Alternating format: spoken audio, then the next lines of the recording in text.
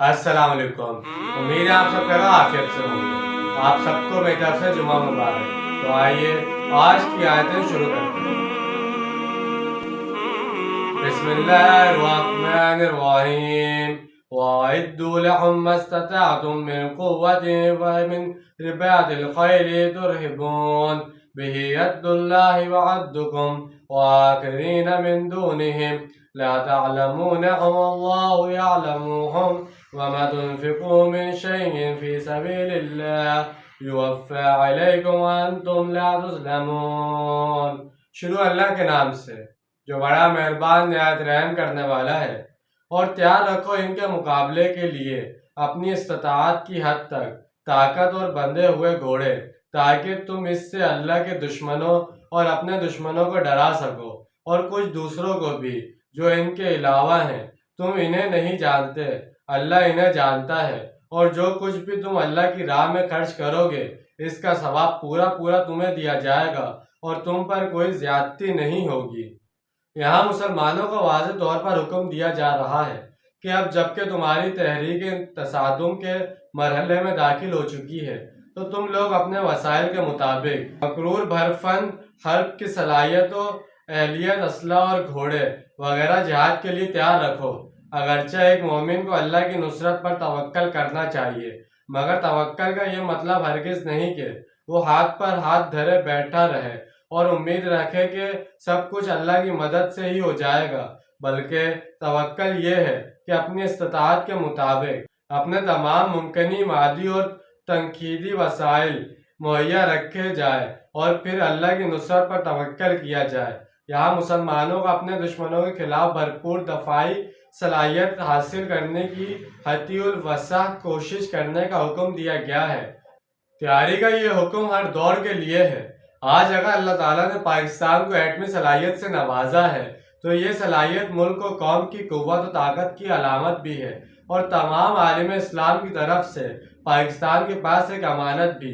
अगर इस सिलसिले में किसी दबाव के तहत किसी भी किस्म का कोई समझौता किया गया, तो ये अल्लाह, इसके दीन और तमाम आलिम इस्लाम से एक तरह की ख़यानत होगी।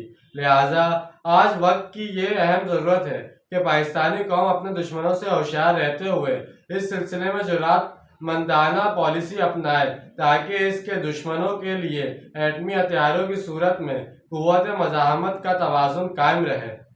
यानी तुम्हारी आस्तीनों के साथ मुनाफिकीन जो दरपर्दा तुम्हारी तबाही और बर्बादी के दर पे रहते हैं।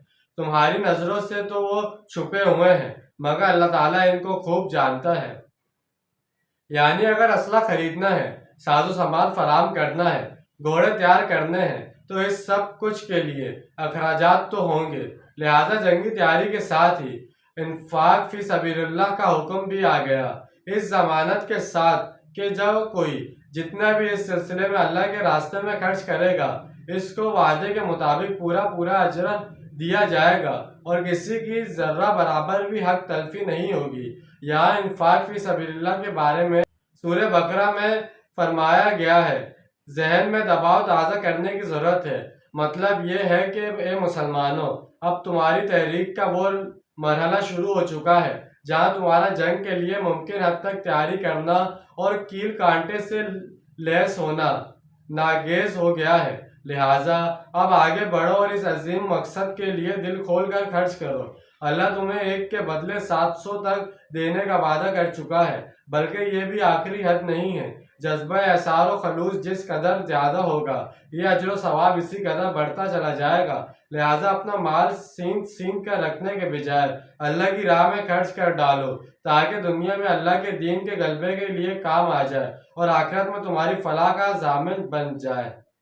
وإن جنحوا للسلم فاجنح لها توكل على الله وإنه هو السميع العليم।